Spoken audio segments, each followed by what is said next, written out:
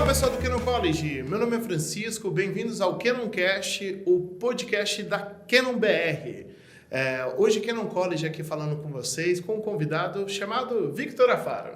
Tudo bem? Tudo bem, Victor? Já estava conversando aqui, já falou um pouquinho, já podia até estar gravando já o que a gente estava conversando. Victor, você começou como na fotografia?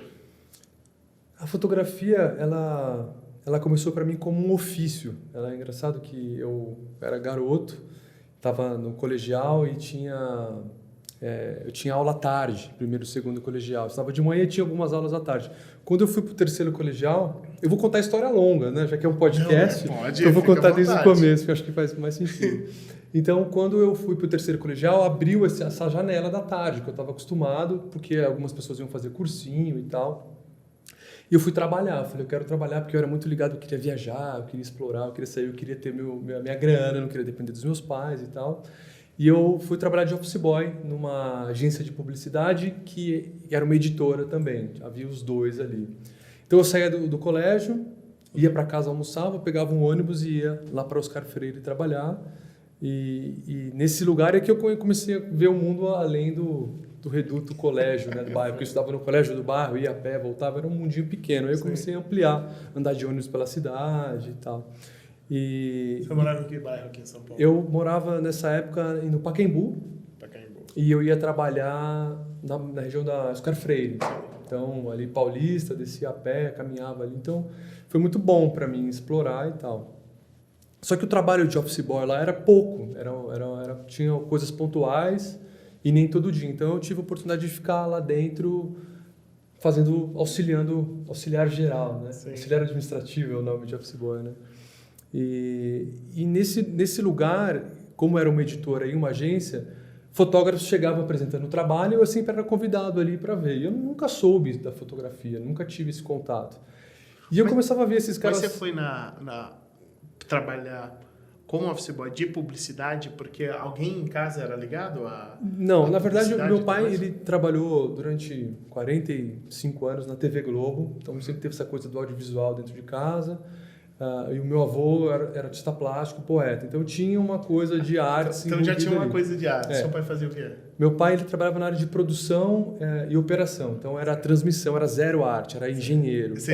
Meu pai é engenheiro e ele tem essa cabeça de engenheiro que é zero arte, assim, que é mais mecânico, elétrico. Fazer o sinal chegar. Fazer o sinal chegar, ele é do cara da fita crepe, sabe? Que arruma e resolve, eu peguei muito disso nele.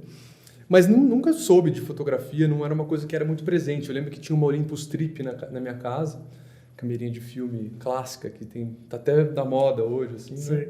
E eu usava da minha mãe, brincava, mas não tinha ligação. E quando, né, nesse trabalho, eu tive contato com os fotógrafos, me deu um clique, assim, porque assim, terceiro colegial, garoto, tinha 16 anos, o que você vai fazer? Né? E eu não sabia.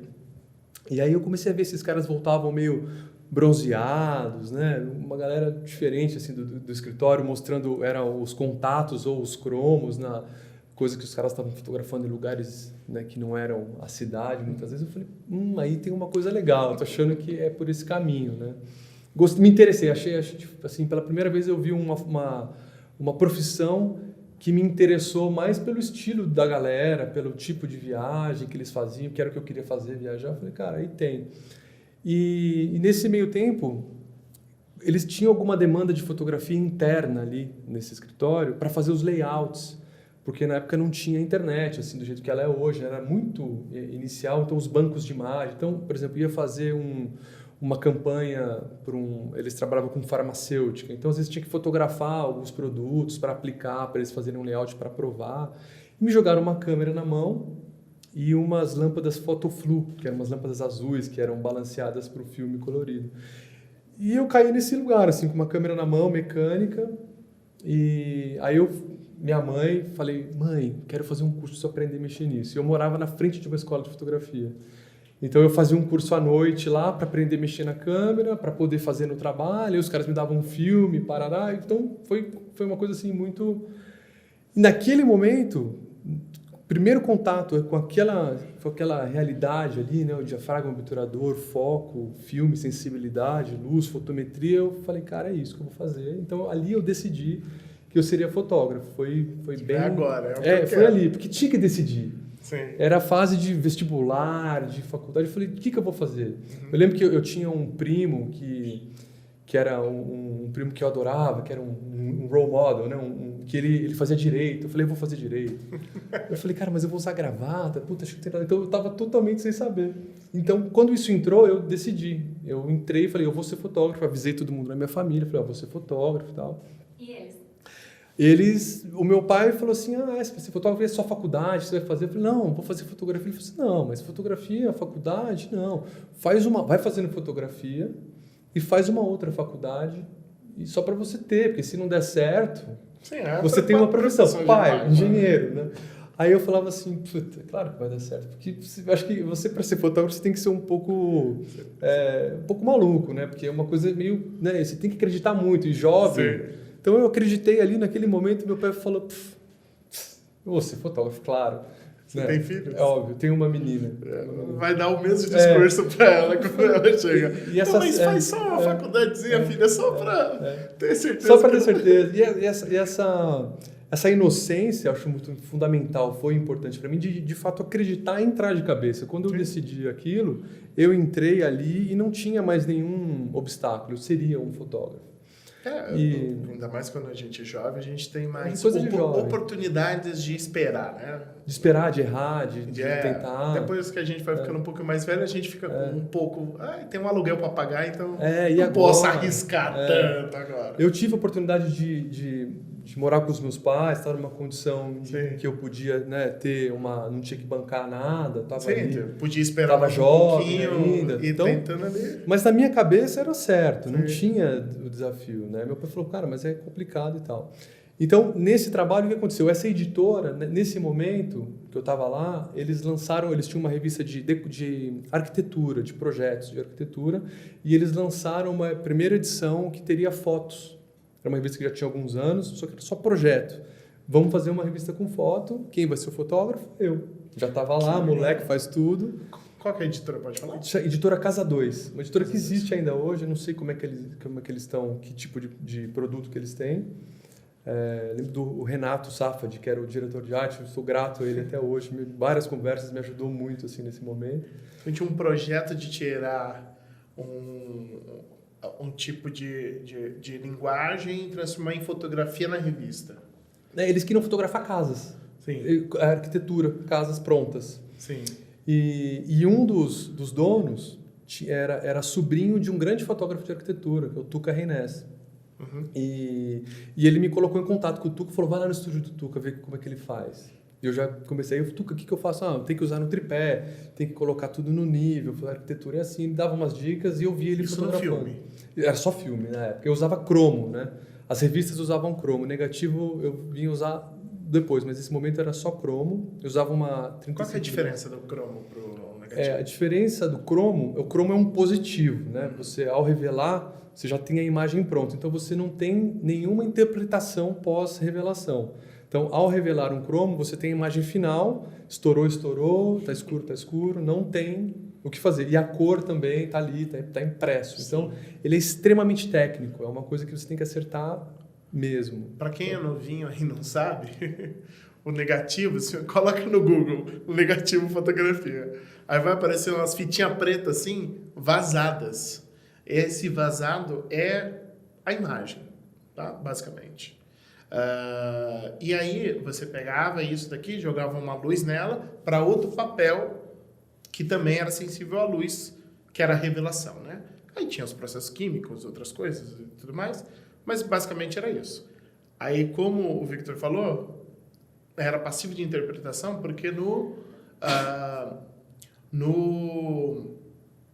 negativo você ainda podia, dependendo da luz que você usasse, da química que você usasse, do tempo de luz de exposição que você usasse para colocar no papel, você tinha muita coisa que poderia deixar a foto mais clara, mais escura, com mais contraste, menos contraste, com mais cor, com menos cor. Então, você tinha uma edição para fazer.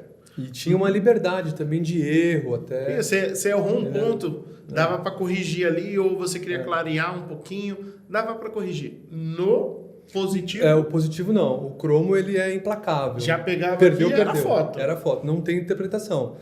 E ele exige muita atenção. Então, acho que como escola, isso para mim foi incrível, porque tinha que acertar, tinha que olhar a luz, tinha que ter certeza, tinha que fotometrar, tinha que...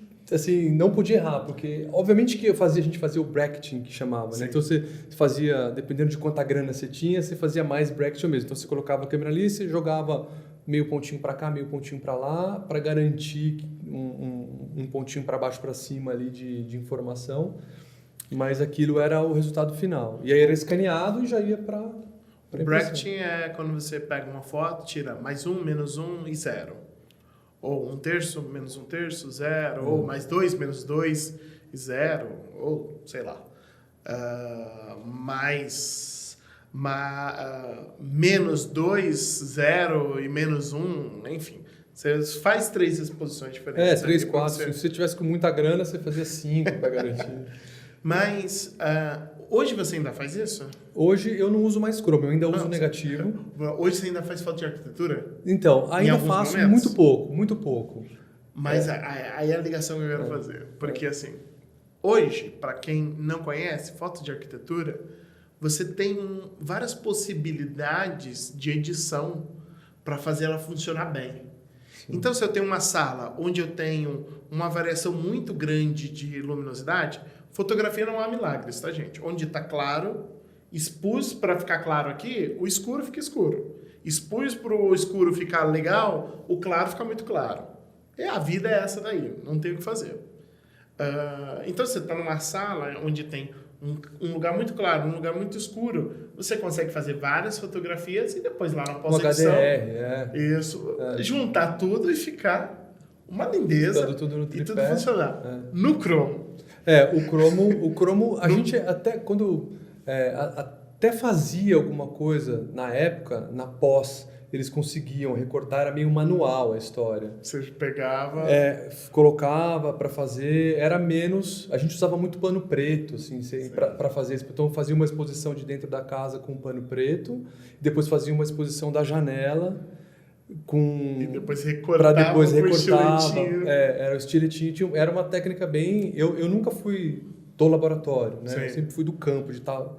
Mas tinha esses grandes artistas, assim, que faziam essas coisas pra gente. Hoje a gente faz isso no Photoshop, né? Continua tendo recortes, só que é muito mais simples. A diferença, assim, é que o cromo, ele é como um JPEG. Então, a latitude dele ele é curtinho, não tem muito o que tirar, o que pôr. E o negativo, ele é um RAW. Você tem um monte de coisa ali pra...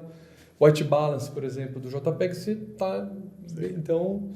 Então, assim, eu comecei na arquitetura, os caras começaram a me dar equipamento, filme, né, os cromos para eu fazer, e eu tive a oportunidade de errar, de aprender, de fazer, de frequentar alguns outros fotógrafos, de ligar. E a fotografia, nesse momento, para mim, ela era um ofício. Eu ainda não entendia a fotografia como uma expressão artística, como arte, como eu a vejo hoje. Então, era um ofício. Então, durante esse início... A fotografia era um ofício, era técnica, eu tinha que saber tecnicamente como fazer, se eu ia puxar meio ponto, se eu Mas ia... Mas você consumia arte? Oi? Você consumia arte? Na época? Filme. Eu era um garoto, eu tinha 16 anos, eu consumia muita música, eu andava de skate, mas era uma coisa bem... Tanto filme quanto a música, você entendia como arte ou entendia como... Não, a arte filme, era uma coisa... sabe? Tipo, filme e música... Eu não sei porque eu tinha o meu avô artista dentro, né, da minha vida, assim, que era uma figura presente, mas acho que eu não entendi ainda. Eu gostava disso, né, dessas formas de expressão, mas a fotografia, para mim, ela era um ofício, era uma profissão, um ofício. Era uma coisa técnica, então eu tinha as lentes, os diafragmas, obturadores, o tipo de filme, o tipo de revelação, o que você ia fazer. Então eu tinha essa ligação muito técnica. Fui durante esse período técnico. E dentro da fotografia de arquitetura também, as linhas paralelas, eu comecei a ver linha, eu dormia vendo linha e tal. Eu entrei nessa pira. E fiquei fazendo isso durante alguns anos. Então, comecei com os 16. Aos 18, eu pedi para sair dessa empresa. Fiquei lá 2 anos. E falei, eu quero ser fotógrafo só, não quero mais fazer nada. E com esses 2 anos eu já podia ter alguns clientes que me conheciam de lá. Eles me passavam também alguns trabalhos. Isso é arquitetura? Simplesmente arquitetura. Okay. E aí eu comecei a trabalhar para as revistas de arquitetura, para as outras, que eram na época a Arquitetura e Construção, Casa Vogue, Casa Cláudia. E eu comecei de fato a virar um fotógrafo mesmo. Entrei no mercado, fazer as publicidades para as empresas de publicidade, para os arquitetos e tal. Entrei na faculdade, fui fazer comunicação social na PUC, conheci um monte de gente, comecei a virar adulto, né? Sair daquela coisa do moleque adulto, e a câmera era a minha companheira. Eu usava uma Pentax 6x7 na época, câmera que eu tenho até hoje, mas ainda com essa coisa do profissional, né? De exercer a profissão de fotógrafo. Mas na faculdade, a cabeça abre, conheci um monte de gente, me envolvi muito com arte, frequentando museu, contando galerias, conhecendo artistas. E aí eu comecei... Na faculdade que? Eu fiz comunicação social na PUC. Comunicação social. Então foi um momento muito rico para mim a faculdade, apesar de eu nunca utilizar ela no meu trabalho, porque eu sempre fui fotógrafo, ela de me abrir. E ali eu descobri a fotografia como uma forma de expressão artística. E eu falei, nossa, olha isso. Aí até me arrepio, inclusive até agora, de lembrar quando bateu isso. Assim. Tem um amigo querido, o Thiago Múcio, que é meu amigo até hoje, a gente se conheceu no primeiro... Quando você descobriu que a fotografia podia emocionar. Porque a gente via livro, ele me trazia coisa, a gente falava de Cartier-Bresson, aí tinha o laboratório, ia nas bibliotecas, ficava procurando coisa de fotografia, aí eu descobri o Cristiano Mascaro. Aí eu comecei a descobrir o mundo da fotografia, aí eu fiquei... Aí para mim, assim... Aí é uma coisa que eu já era assim para fotografia, eu fiquei assim, entendeu? Não existia mais nada. Aí eu me apaixonei de verdade. Só que eu estava um profissional já tendo um trabalho reconhecido na área de decoração e arquitetura. Eu abri um estúdio para atender esses clientes e tal, estava com 19 anos quando isso aconteceu, e aí eu comecei a ficar um pouco incomodado com eu fazer só arquitetura, e eu não achava ainda, porque a arquitetura era uma coisa rígida para mim, eu tinha uma rigidez, a câmera sempre no tripé, e eu queria soltar. Então eu decidi que eu tinha que sair do Brasil, eu não tinha que sair de cidade, eu tinha que sair do Brasil, eu tinha que sumir, porque eu tinha esse medo, não é esse medo, eu acho até que foi inteligente, mas eu tinha eu não queria errar, estando na posição que eu já estava, trabalhando para grandes nomes, grandes marcas, né? Eu não queria errar, fazer coisas feias, ruins, ser beginner de novo. Porque para fotografar gente, que aí eu descobri que era o meu lance assim, eu não sabia se eu sabia, mas era a minha paixão, não sabia se eu sabia fotografar. E eu fiquei apaixonado, eu falei, cara, eu tenho que ir embora, eu tenho que me livrar disso aqui, eu tenho que fechar o estúdio, eu tenho que ir para um lugar que eu não conheço ninguém e ficar na rua fotografando as pessoas. Então, eu estava com 23 anos, eu fui morar em Londres. Eu fechei o estúdio, eu fiquei lá 2 anos antes disso juntando uma grana, trabalhando sem comprar nada, não podia comprar nada. Eu não vou comprar nada porque eu vou morar fora, eu não sei o que vai ser. Aí, quando eu me formei, me formei na PUC, fiquei mais 1 ano ali estudando inglês, guardando dinheiro, e fui com uma Pentax 6x7, levei a minha Pentax, uma porrada de filme, e fui me jogar no mundo. Aí cheguei em Londres, livre, sem nenhuma...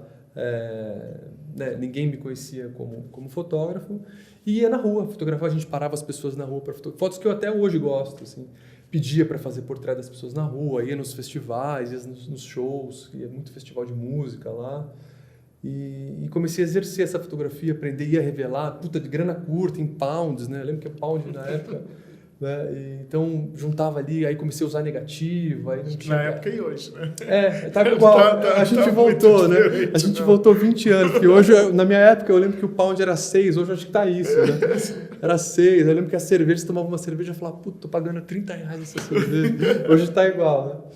Mas então Londres me abriu esse caminho e eu comecei a fotografar gente e a usar negativo, que dava essa liberdade de você fazer tipos de revelação, de você poder puxar um ponto, deixar mais contrastado, usar processos, né, no laboratório. Eu no laboratório nunca gostei de nada escuro e fechado, sempre quis estar no campo, né, com a câmera na mão, mas usando desses talentos, né, que as pessoas ofereciam. E como é que foi trocar de... Porque assim, fotografia de arquitetura é calma. Porque encontrou o ângulo, colocou a câmera, Analisou a cena, viu onde vão ficar os objetos, arrumou, tem que fechar aquela janela ali, fecha, faz o clique, agora vamos fazer com ela aberta. Então é um processo muito mais demorado. No retrato, não. No retrato, você não pode pedir para você esperar meia hora. Tipo, meia hora só para eu... Ainda mais de rua. Ainda mais de rua. Meia hora só para eu arrumar todas as configurações aqui. Como é que foi trocar isso para você? Foi um alívio. Que bom que eu me livrei disso. Porque eu não tenho mais um diretor de arte falando assim, você cortou a ponta do telhado, sabe? Foda-se o telhado. Eu não tinha mais essa, tá um pouquinho torto, né? Porque a arquitetura, ela tem é bem cartesiana. Mas foi uma escola incrível para mim. O cromo, de você não poder errar o limite, né? Você está limitado ali. Então eu tinha que ter um conhecimento de luz muito grande. E o filme, assim, é daylight, né? Que era o luz do dia, ou tungstênio. Acabou. E aí você tinha que filtrar conforme usando. Então você tinha que estar muito atento. Então tecnicamente, essa escola foi uma escola incrível para mim. E eu fotografava estilo também, fazia algumas campanhas de cartão de crédito, me jogava também nessa coisa. Então foi muito rico, assim, mas é um pé no saco, não aguentava mais. Então, quando eu saí para enlouquecer mesmo, para fazer as coisas de um jeito diferente, para usar a câmera na mão. E ainda a Pentax 6x7, que é limitadíssima, uma câmera que vai de 1 segundo a 1.000 avos de segundo, e que você tem sincroniza com flash com 30 avos, então um sincronismo baixo. Você tem ali, né? O máximo é 1,30? É, 1,30. Se você colocou flash, é 1,30. Aí você tem que se virar, pôr filtro. Então, assim... Velocidade de sincronismo, gente, só para vocês entenderem, é a velocidade onde o flash vai conseguir estourar sem que ele pegue a cortina do obturador. Tá? Normalmente, ele vai até 1/200. A maioria das câmeras é 1/200, pelo menos na Canon. Então, o que isso significa? Você consegue... O flash ele sempre congela se ele estiver na potência certa e na distância certa, mas ele congela o que ele acerta, que na maioria das vezes é o primeiro plano. O que está em volta e tudo mais pode sair borrado pela falta de velocidade. Mas 1/200 normalmente congela a maioria das coisas. Agora 1/30 é muito fácil. É muito fácil de... É muito fácil tudo borrar. E também de você não conseguir estourar, porque 30 é muita luz. Muita luz. Então você tinha que controlar muito bem o ambiente e tal. Então eu continuei sendo limitado. Eu usava uma lente 90mm, que eu acho que, se eu não me engano, convertendo da 6x7 uma 90mm é uma 40. Eu adorava esse formato, essa lente, uma 6x7 com a 40. E eu passei a viajar o mundo. Eu ia para a África, para a Ásia, fui para Tailândia, Laos, Vietnã.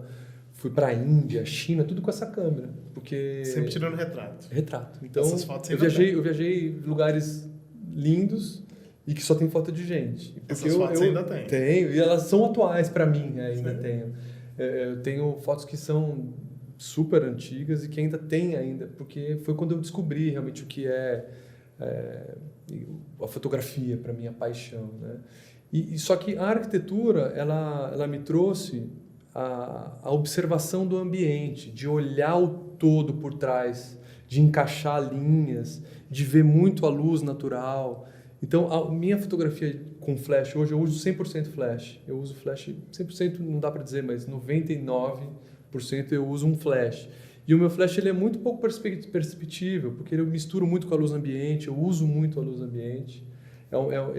A minha fotografia ela é uma mistura de luz ambiente com flash. É o famoso que a gente chama, tá, na fotografia, gente, como luz principal e luz de preenchimento, tá? Luz principal é a luz mais forte, que vai dar característica à cena, né? Ao objeto, à pessoa, ou o que quer que seja.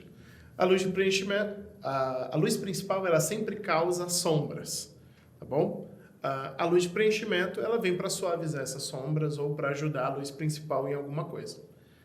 Então, você usa bastante o flash em luz de preenchimento? Não, o meu flash é a luz principal, sempre. Sempre eu gosto, porque eu gosto de desenhar o rosto da pessoa com a luz, do jeito que eu quero. Mas você faz de uma forma que pareça que ele é da mesma... ele está integrado, porque eu gosto de usar ele na mesma temperatura da cor. Então, isso veio muito desse momento. E, na verdade, eu fotografo Isso quando eu fui morar em Londres foi em 2005. Foi quando eu me descobri, né? Que eu fui me descobrir e de fato me encontrei lá fazendo isso. A gente está em 22, então nesse período todo que eu estou fotografando gente, são de 5 para 20, 15, 17 anos. A minha fotografia ela não mudou ainda, é o jeito de eu iluminar. Porque eu descobri um jeito que funciona para mim, que é essa luz, que eu gosto de misturar. E quando não tenho a luz natural para invadir, eu emulo ela com outro flash, ela tem essa cara. Você cria... Mas aí eu descobri que também a minha parada não é a luz eu descobri lá, uma vez. E agora é essa interação, é eu descobrir, é eu cutucar a pessoa e tirar. O meu barato está aí, isso não acaba nunca, porque eu uso a mesma luz. Se você pegar meu portfólio e olhar, se você for olhar a luz, você fala, puta, é a mesma. Muda alguma coisa, às vezes até sempre do mesmo lado, no mesmo lugar. O que vai mudar é a maneira como eu interajo com esse meu fotografado, com esse personagem. E aí é onde mora a minha paixão, são esses encontros. Se alguém vê uma fotografia sua, dá para sacar que é sua, né? Eu não sei, eu não sei como é que o outro vê isso, né? Mas a construção de luz, se ela alguém pegar e analisar assim, falar, isso daqui é do Victor, porque eu sei que ele monta as coisas dessa forma. E é muito básico, assim, é muito básico, porque o que importa para mim é a troca. Assim, eu digo que o retrato ele é como uma bola que você joga na parede. Conforme você jogar a bola, ela vai voltar. Você joga com efeito, ela vai voltar para cá. Você joga fraco, ela chega a você. Então, eu estou sempre tentando jogar com a pessoa para ver o que ela me volta ali. Então, é esse que é o meu... Eu fico nervoso, só que sem aparentar, né? Eu fico ali buscando, clicando com a câmera aqui, e de repente vem um momento assim, você tem uns 4 cliques, aí eu sei que eu tenho porque teve uma entrega. Então, esse é o meu barato e tem sido ao longo dos anos todos que eu estou fotografando. Quando eu descobri isso, foi... Aí eu entrei no meu acho que no caminho que eu queria, assim, né? Sim, no final das contas, a fotografia, ela é só um instrumento para você conseguir registrar a pessoa naquele momento que você acha que é o especial. Como você tá ali nessa interação... E muitas vezes eu não sei também, às vezes eu não chego achando muito nada. Eu vou para descobrir, eu vou para causar algo. Não, achando no meio, assim, você está conversando... Encontrando. Você encontra o momento, fala, é agora. E o encontrar, você só encontra se você estiver procurando. Sim. Né? Você tem que se dirigir a ele, causar. Então, o retrato, para mim, ele tem essa adrenalina, assim. Eu tô sempre meio... Só que você não aparenta, porque você tem que estar sob controle. Às vezes tem um set gigante com milhões de pessoas, tem muito dinheiro envolvido, dependendo do tamanho do que você está fazendo, com quantidade de gente. Mas ali sou eu ali. Ali eu tô num lugar, assim, quase um transe. É muito interessante, assim. E a arquitetura ficou no caminho, e ela vem até hoje porque a minha construção de linha, de encaixar, sabe?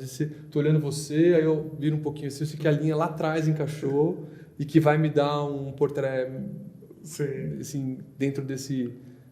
Diferente do estúdio, né? Que é um fundo branco, não importa. Então, eu trouxe muito da técnica, e aí quando a técnica vira nada, né? Ela já aí é ótimo, porque você não pensa mais nela, né? A câmera está aqui, a técnica não importa mais, né? Sim.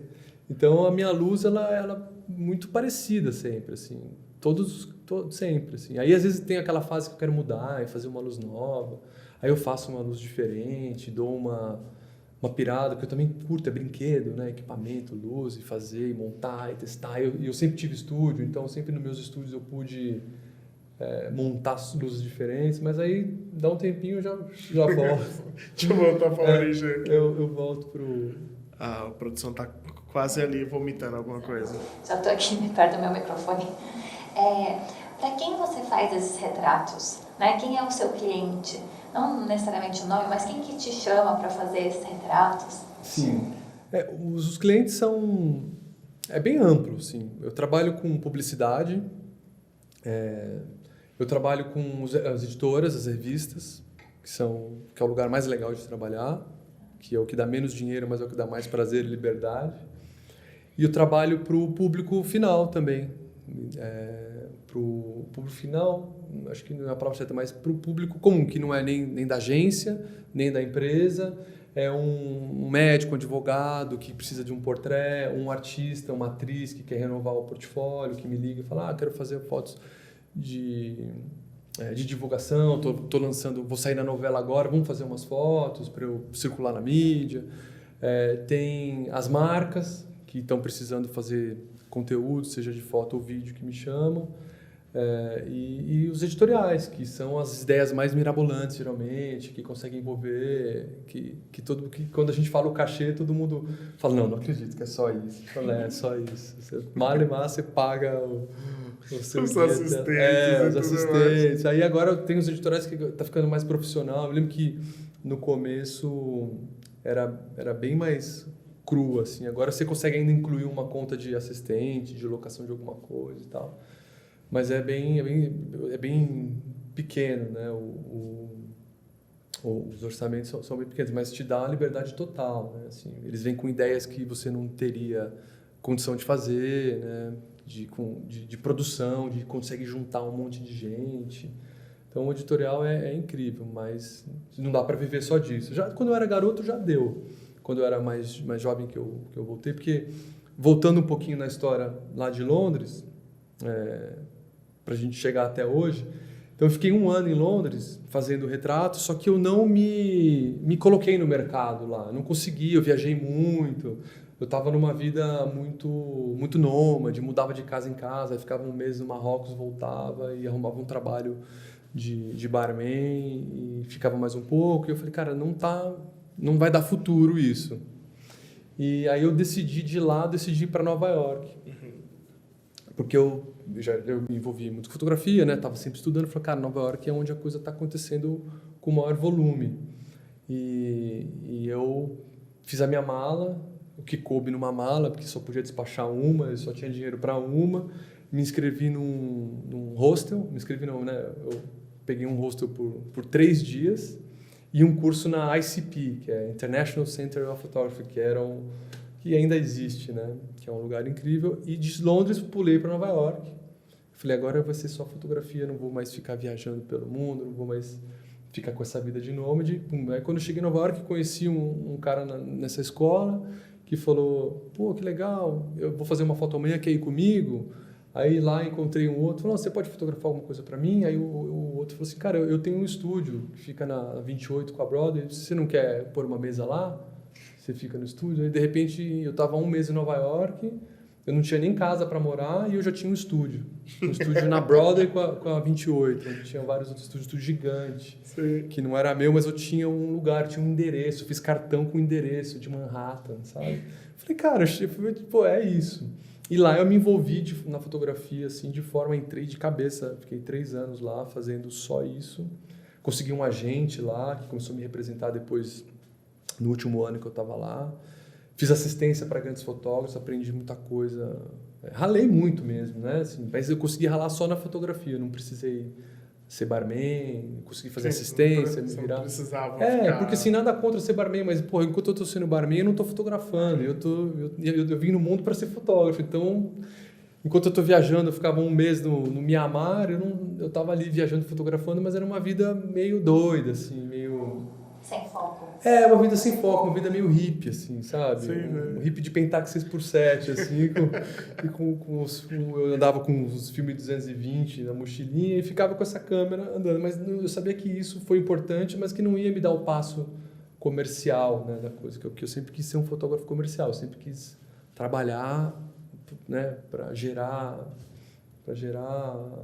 renda com isso, né? Não era só uma paixão. Então, Nova York me deu esse boom assim, de fotografia. Foi uma chuva. Então, eu tinha fotografia todo dia. Aí eu comecei a fotografar. Aí me pediam para fazer fotografia de casamento como segundo fotógrafo, que era uma coisa que eu nunca gostei, porque são longas horas, com uma roupa que eu não gostava. Era bem ruim para mim, assim, mas era um bom pagamento e eu fazia. Isso ainda no filme? Não, isso já era a Canon. Foi quando eu cheguei em Nova York... Eu vendi a minha Pentax. Vendi não, eu encostei e comprei uma 5D, a primeira 5D. Sim. Que era a Mark I, né? Não tinha marca, né? Era a 5D.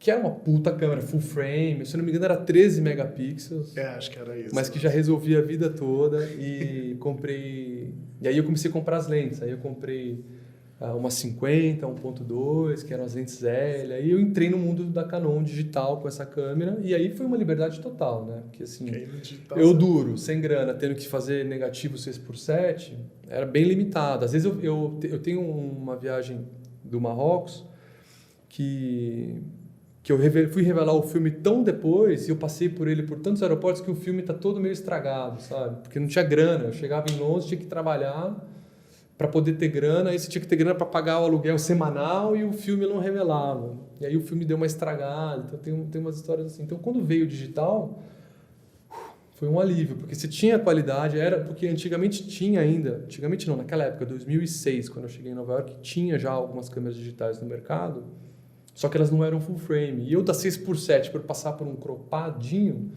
não dava na minha cabeça, não conseguia. Quando consegui o full frame, né, que foi a Canon, do filme, né? Que era pelo menos o tamanho do filme 35 Sim. e tal, tinha uma coisa mais...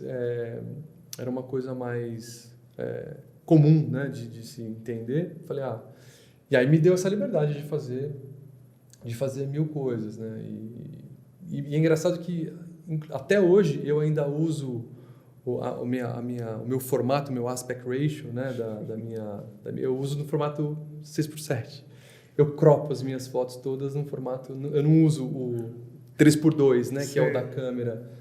Na câmera especificamente, acho que você faz isso na pós, né? Pós, na câmera acho que tem 3x2, 4x3 e 4x5. 4x5. E tem 16x9. 16x9. 16x9. Isso sei que... Não sei se vocês sabem, a maioria das câmeras você consegue mudar o formato. É que normalmente vem 4x3, que é o tamanho normal ali. Mas ela só muda no JPEG, no RAW continua o RAW. Então você tem que cropar. Algumas câmeras, ela te dá a linha. Você vê ali no visor. Isso, ele vai te dar o 16, ele vai te dar o 4x3, mas se você colocar, ele já te dá a linha, mesmo no RAW, ele te dá a linha para você já imaginar o crop ali funcionando. Mas não tem todos os formatos, isso. O meu formato é o 3x4 e o 4x5. O 4x5 é exatamente o mesmo formato da 6x7. Sim. E o 3x4 era da 6x4,5 que eu nunca usei. Mas já é mais retangular, é um retângulo mais quadrado. E como eu aprendi, eu fiquei muitos anos com a Pentax, que era esse retângulo gordinho, né, quadradão assim, eu não conseguia ver principalmente na vertical, eu não conseguia ver um portrait no 2x3. Então até hoje, se você for olhar no meu site, tudo é quadradinho. Eu fiquei com isso e mantenho até hoje, assim, ao longo do tempo eu mantive. Você fez pouca assistência, né? Eu fiz só em Nova York. Só em Nova York. Você já tinha que idade? Eu tava com 24. 24.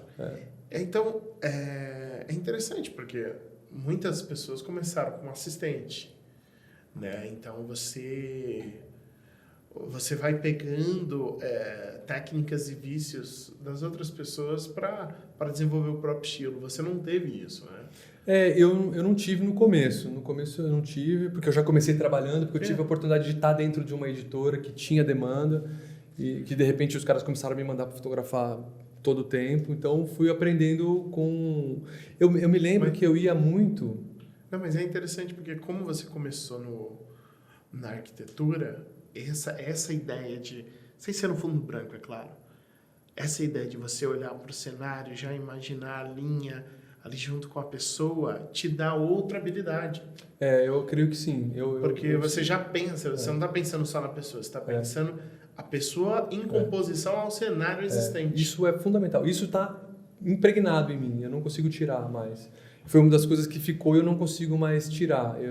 Você já olha pensando... É tudo encaixado. Eu encaixo muito as coisas de uma forma natural. Muitas vezes eu quero me livrar disso também, porque é gostoso também a gente evoluir, fazer coisas diferentes e mudar. Sim, mas isso é uma coisa que está dentro de mim. Assim, acho que isso eu não consigo...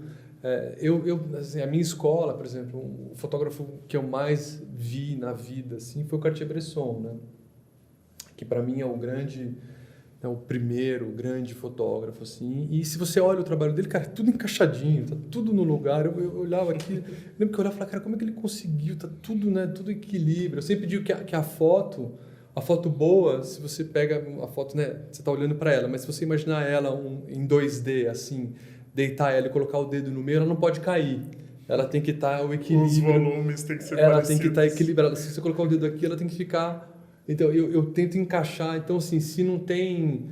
Se é um elemento vazio aqui, que seja uma luz que brilha mais, que dá um peso. Sim. Então, isso veio dessa escola desses grandes fotógrafos que eu observei muito, né? Assim como Avedon, Irving Penn, esses foram... Eu ia muito nas bibliotecas.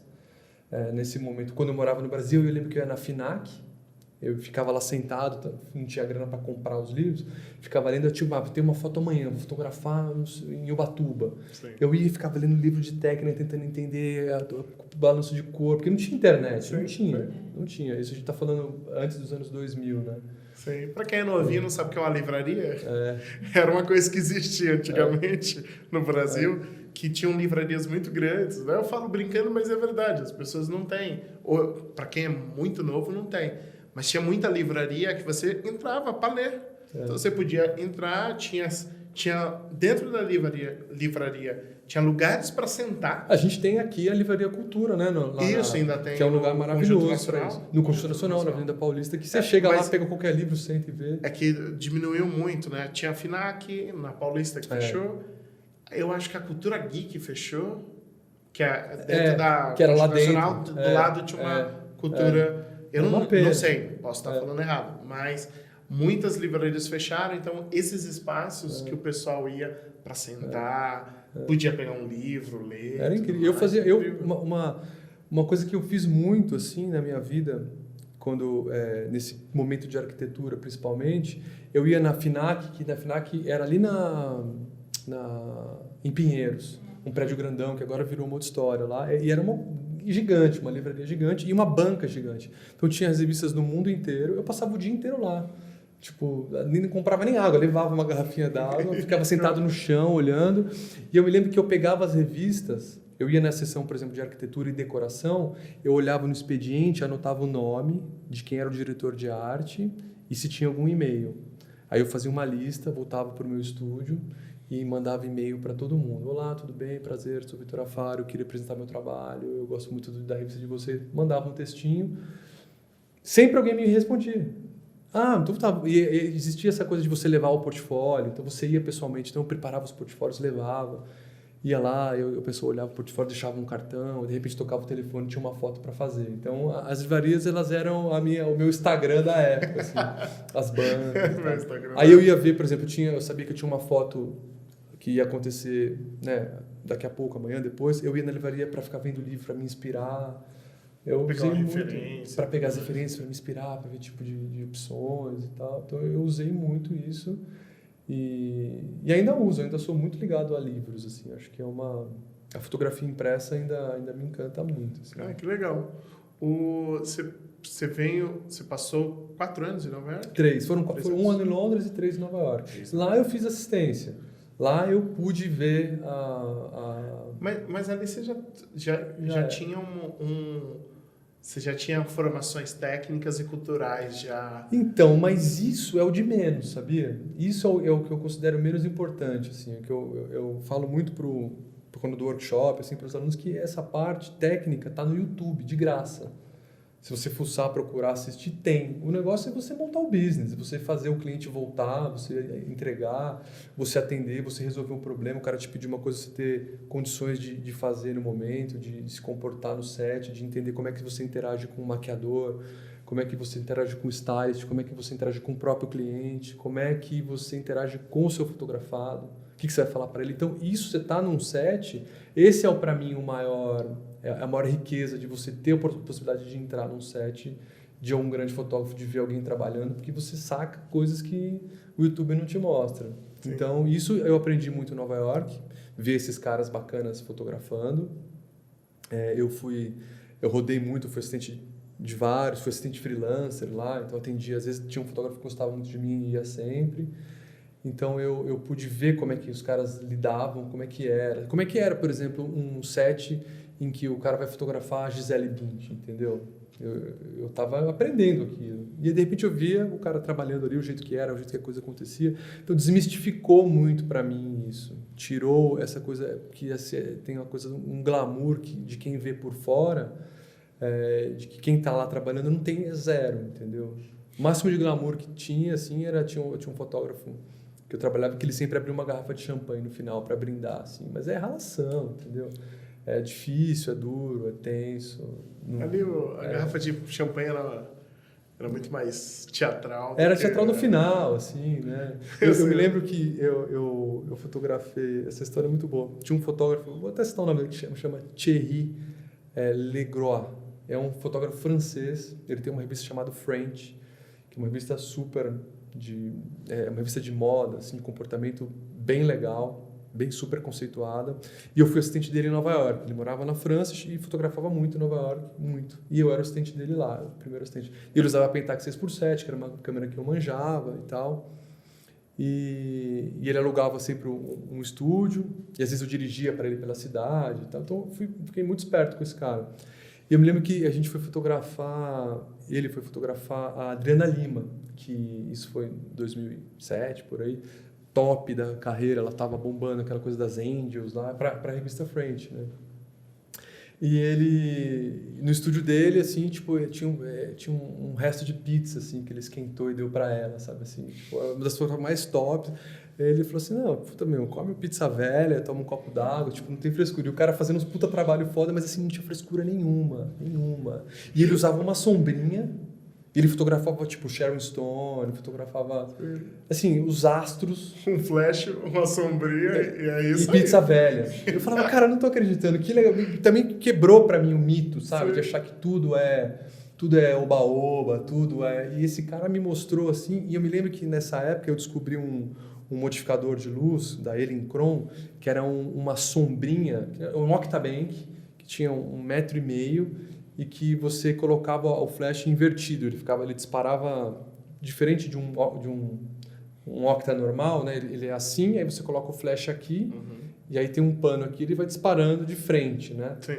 E eu descobri esse modificador que você colocava ele por aqui. Existe até hoje, tem vários, a Profoto faz. Então ele batia e ele espalhava melhor. E aí ele voltava, né? E ele voltava uma luz muito... Aí você colocava os difusores, então ele voltava uma luz de ponta a ponta, você media assim. Se dava 11 aqui, 11 aqui, 11 ali. Eu descobri esse negócio, falei, cara, eu vou comprar esse negócio. Ele falou pra mim, quanto custa? Eu falei, $1.000. Eu falei, meu, você tá louco. Isso aí é o mesmo conceito da sombrinha. A Fotec, que é uma sombrinha que na época era super barata, lá, né, na BH e tal. Ele falou assim, pega a sombrinha e mede para você ver. A mesma coisa, a sombrinha custa $60. Compra sombrinha, cara. Não vai gastar $1.000 esse negócio, tá louco. Gasta $1.000 fazendo foto, fazendo um projeto. Aí eu fui lá e comprei a Fotex e você bate igualzinho. Eu tenho até hoje, uso muito Fotec. $1.000 você compra uma lente. Ele me falou, esse cara, ele foi para mim assim, e ele usava uma Fotec, que era a luz principal para iluminar modelo, e o fundo, se precisasse iluminar com outras coisas, se era um cenário e tal. E eu trouxe isso para mim até hoje. Assim, eu sou o cara de uma luz principal na modelo e o resto, se precisar, eu vou usando. Menos é mais. Veio disso, assim, e é a sombrinha de $60. Né? Sim. Que é essa sombrinha aqui, pode ser é a Fotec, que a gente usava na época, que é uma marca que tem até hoje, mas qualquer sombrinha. E ela bate ao contrário, né? Sem fio, o negócio ali. Ela tem o mesmo conceito do $1.000, e aí você põe um difusor, aquela meia, né, em volta dela. Então eu fui aprendendo esses macetes, assim, tirar o misticismo do glamour de, né, você fotografar no frio, todo mundo tremendo e ter que performar. Tudo é uma performance. Então, isso, acho que esse aprendizado de set... E quais que eram as suas atribuições como assistente? Como assistente? Ver se o banheiro estava limpo, ver se o fundo estava branco, escolher o som, deixar o som ligadinho, legal, saber se os copos estavam limpos, saber se montar a luz. O que vai precisar de luz? Montar a luz, deixar tudo direitinho, deixar as câmeras, o filme... Se era... Dependia... Eu tinha outros fotógrafos que trabalhavam já com médio formato, ou com Canon também. É que a Canon na época ainda estava pequena, o megapixel, então a galera usava muito Phase One, muito os backs Phase One. Era ligar o computador, criar a sessão de foto do computador, onde vai captar, deixar o backup pronto. Então, era uma coisa meio fotógrafo digital tech, era assistente digital tech. Se usava esse termo, digital tech ainda se usa hoje, que é deixar o computador receber com o HD do backup, o cliente quer levar o HD no final, já tem que ter a cópia. Tem coisas assim, técnicas, deixar a lente limpinha, sabe assim, sempre ter uma bolsinha aqui com um fuque-fuque, né? Para dar aquela limpadinha, passar um paninho, deixar o cara precisar e desaparecer. Você ficar assim, se você é invisível, você não fala, não dá opinião, você está ali só para ajudar. A sua colaboração o fotógrafo pensou, você pensou antes, já deu na mão dele. Você não tem que aparecer, mas tem que aparecer na hora. Na hora que aquela coisa assim, você. o fotógrafo começa a dar um passo para trás, ele agacha a perna, você já pega uma atriz tabela e já joga aqui, o cara senta, sabe? Esse é o assistente, assim, esse é o assistente que a gente quer, que é o cara que ele tá ali para servir, o assistente ele tá ali para servir. Ele não é o fotógrafo, a imagem, né, não é de responsabilidade dele, apesar de ser, né, ele tá ali, tem que fazer funcionar. Aí ele tem que olhar no Capture One, ver se ele estiver ali no computador, ver se as imagens estão vindo com foco, se não estourou, se um flash não parou de apagar. O fotógrafo é ninja, o assistente é um ninja. Né? E aqui no Brasil, hoje está ficando muito bom porque profissionalizou. Essa profissão está muito bacana. Tem uma galera que nem é fotógrafo, é só assistente. A gente falou isso em algum outro podcast. Que a gente falou que hoje tem assistente que antigamente a ideia de ser um assistente era ser fotógrafo. Era começar como assistente para ter uma oportunidade de fotografia. Tem gente hoje em dia que só quer ser assistente, não quer ser fotógrafo, quer só... E faz um puta trabalho. O prazer do trabalho é fazer tudo funcionar. Porque você falou brincando no começo, que parece besteira, tipo, o banheiro tá limpo, a água, mas isso faz parte do set. Se o banheiro tiver... Imagina, a modelo fala assim, posso ir no banheiro? Aí vai chegar lá, não tá o banheiro zoado. Pintar o fundo. Se o fundo não tiver branco, perfeitinho, olha que... exatamente. O assistente, eu acho importante essa função para você aprender essas nuances do trabalho que não são o que você vê de fora, né? Que o YouTube de fato não mostra, porque quem está trabalhando mesmo não está fazendo YouTube, né? Porque o YouTube é mais para falar de técnica, né? De coisas que são mais gerais, mas quem está no trabalho ali não tem como, né? Existem até alguns que mostram uma coisa mais real de quem está no trabalho, mas o assistente é o cara que viabiliza, entendeu? Ele tem que estar atento a tudo, ele é o cara que serve. E se você não tem essa personalidade, não dá para você ser assistente. Por exemplo, eu no começo, quando eu voltei de Nova York, eu vim para cá, cheguei aqui em 2009, não tinha ainda essa coisa de alugar equipamento, não tinha nada. Então eu tinha que ter todos os meus equipamentos, eu tinha que ter todas as câmeras, todas as lentes, os Profotos que eu uso, tudo meu, tinha que ter tudo, porque não tinha. E o assistente tinha que ser contratado, treinado. Porque se você não tivesse um cara, você estava perdido. Você tem uma campanha para fazer amanhã com um monte de coisa, aquela responsa, você não tem que chamar. Por quê? Porque não tem gente que sabe mexer, que sabe ligar, que sabe se comportar. Você tinha que criar um assistente. Você tinha que pegar o menino, falar que vem cá, vou te ensinar tudo e você vai ser meu assistente. Eu tive um assistente durante 8 anos, o mesmo. O cara era o meu assistente. Hoje eu não tenho mais. Hoje eu tenho um que eu adoro, que trabalha comigo sempre, mas ele é freelancer e eu sempre ligo para ele quando ele quer. E ele é um cara que conhece muito do meu jeito de trabalhar e tal, então isso também é um plus. Mas se ele não tá, você liga. Você liga e tem. Assim. E os assistentes, cara, é uma profissão incrível, porque assim, tem assistentes de qualidade, assim, cachê vai de, sei lá, de 600, 700, 800, R$1.000, um cachê de um assistente. O cara, você liga, não tem dia. O cara tá trabalhando todo dia. Ele não quer ser fotógrafo, quer ser assistente. E é uma profissão legítima, necessária, fundamental para o set. Sem assistente não dá para trabalhar. E muita gente pergunta, não, mas tem que ter assistente, não é frescura, mas tem que ter 2. Cara, tem que ter, por quê? Não porque se não tiver, não sai. É porque se não tiver, eu não vou conseguir dar atenção para o cliente, eu não vou conseguir prestar atenção na roupa, eu não vou conseguir falar com o modelo, com o retratado. Porque se você não tiver aqui, por exemplo, para quem não sabe como funciona o nosso podcast, é só 2 pessoas. É a produção, que é tudo. A voz do além é a produção. E eu. Então tem 3 câmeras, aí tem iluminação e tem um monte de coisa. É a gente que cuida do som, é a gente que cuida do foco, é a gente que cuida se está gravando, se não está gravando, se está estourando. Então, uma dessas coisas pode dar errado. Porque tem uma pessoa só para cuidar de tudo. Então, quando você não tem muitos profissionais, você é passivo de algo dar muito errado. E quando você é o próprio fotógrafo ou a pessoa que está ali no comando e tiver que cuidar de todas as outras coisas, pode ser que você não consiga... por exemplo, você tem que dirigir o modelo. Se você estiver cuidando das outras coisas, pode ser que você não dirija bem. Você não vai conseguir. Pode ser que você não dê atenção para o cliente, que o cliente deseja, porque você está montando o tripé e modificando a luz ali. Imagina, você tem que parar aqui, ó, você está fotografando o modelo. Aí você tem que parar, tirar a câmera, ir lá no tripé, aumentar o tripé, mudar a luz, mudar a potência. Nisso, você perde uma conexão, uma vibe que você está ali no trabalho. E você perde tempo. Sim. Você tem que fazer quantos looks, às vezes? Você tem que fazer quantos looks num ensaio só? A pessoa tem que trocar de roupa quantas vezes? Então, se você... E outra coisa também, por exemplo, eu me lembro de ouvir isso no começo, o cara é uma diva, ele chega, nem carrega a mala, né? São os assistentes que carregam tudo.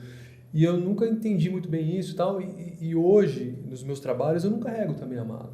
Eu carrego a minha mala de rodinha da minha câmera, mas eu não vou descarregar o carro, não vou...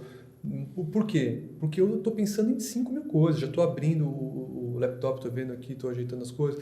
Geralmente eu estou falando com o cliente, eu tenho um cliente que é um cliente que eu trabalho com bastante frequência, que eles são da Time Warner da Argentina, que é a HBO. Então eu faço as fotos aqui no Brasil e eles estão lá na Argentina, em Buenos Aires, acompanhando comigo no computador. Eu tenho que ter no set um Wi-Fi, então todo estúdio que eu vou, que é para eles, tem que ter um Wi-Fi ligado para eu poder ficar online com os caras. Então, assim, eu chego no set, já ligo para eles, nossa conexão é essa, a gente vai falar por aqui e tal, o Caption ligado, eles assistindo por lá. Aí o cara, ele me vem com feedback e fala assim, tô achando que tá com um pouquinho de sombra. Aí você vai lá, assim, se eu não tiver gente para fazer tudo para mim, aí por exemplo, quando acaba, vai trocar, tem que mudar a luz. Eu vou conversar com a modelo, com a atriz que eu estou fotografando, vou fazer um approach, porque a gente vai fotografar daqui a pouco, vou bater um papo, vou criar intimidade, vou fazer um network para um próximo job. Eu vou fazer coisas mais interessantes do que pegar no meu tripé pesado e ficar suado, cansado, porque tem gente para isso. Então não é uma frescura, é uma necessidade, é uma coisa que viabiliza o trabalho, né? Você poder... Eu gosto muito de entrar no camarim, por exemplo. Eu gosto de chegar 3 horas antes de um ensaio. Que horas você vai fotografar? Às 10. Eu vou chegar às 7 da manhã, para chegar com tempo, para montar as coisas. Aí eu vou no camarim, tomar cafezinho. E aí, a gente vai fotografar e tal. Conta história, fica sabendo das coisas, dá uma fofocada e tal. Aí eu volto lá, vejo como é que tá. Por quê? Quando a pessoa chega para fotografar, que tá ali, aí quando a pessoa chega, tá ela na sua frente, você e mais 30 aqui atrás. O computador ligado, os caras não sei aonde, né?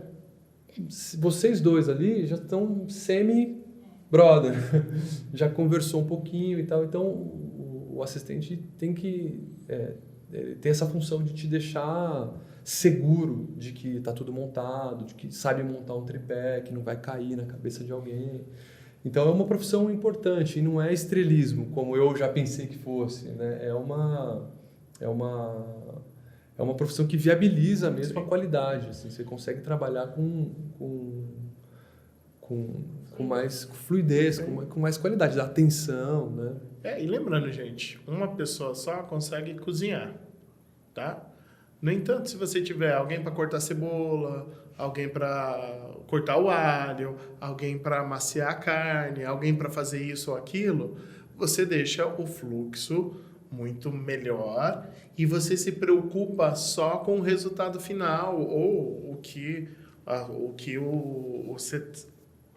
você tem que pensar necessariamente para o negócio funcionar. E você aumenta também o volume, você aumenta a escala quando você tem gente trabalhando. É isso. Por exemplo, eu faço muito trabalho pessoal também, né?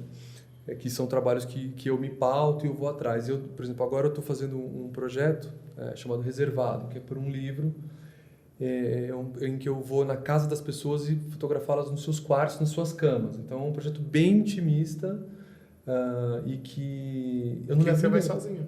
Eu não quero levar ninguém. Então, eu monto a minha luz, não tem problema. O problema não é esse. Eu carrego a minha mala, o problema não é esse. Então, eu quero chegar... Só que lá você faz quantas fotos? É uma, duas. Eu saio de lá com duas. É uma imagem só e é uma coisa muito intimista. Eu vou entrar no quarto, muitas pessoas ficam nuas, elas ficam assim vulneráveis ali. Então é uma coisa muito muito íntima. E eu não quero levar ninguém. Não quero mais uma pessoa ali, porque mais do que a foto é o encontro. E eu digo assim, mas as pessoas falam, então eu quero me preparar, como é que eu vou fazer para me preparar para essa foto? O que você quer? Eu falei, não quero nada, só quero entrar no seu quarto com você e a gente vai criar alguma coisa lá dentro. Então, o resultado do encontro. E se tem outras pessoas ali, dando como é um trabalho profissional, esse encontro ele fica muito mais superficial, né? Porque tem menos tempo, né? Tem menos...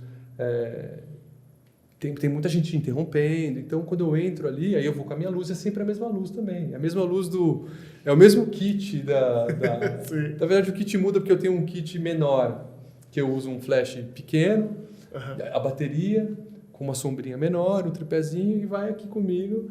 Vai sendo basicamente a mesma luz, só que eu vou sozinho, porque é a hora de ir sozinho, né? Então... Sim. Produção? E qual que é a ideia desse trabalho? Então, esse trabalho do Reservado, né? Que esse trabalho aqui é um trabalho que tá acontecendo agora, assim. Durante tantos anos eu entrei na casa das pessoas fotografando arquitetura, entrando na casa das pessoas e entrando nos lugares aonde você geralmente não entra, não é convidado, e eu fotografei casa de pessoas famosas e tal. E eu sempre consegui entrar de uma forma muito confortável, nunca me senti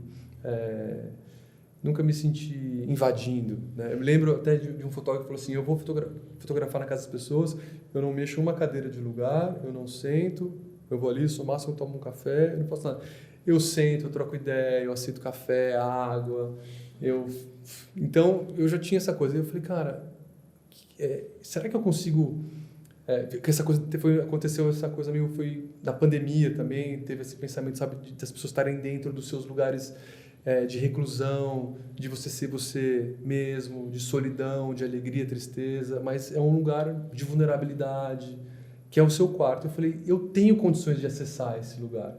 E eu fotografo desde pessoas super famosas até pessoas que eu procuro na internet e tenho algum interesse em fotografá-las. Então, primeiro...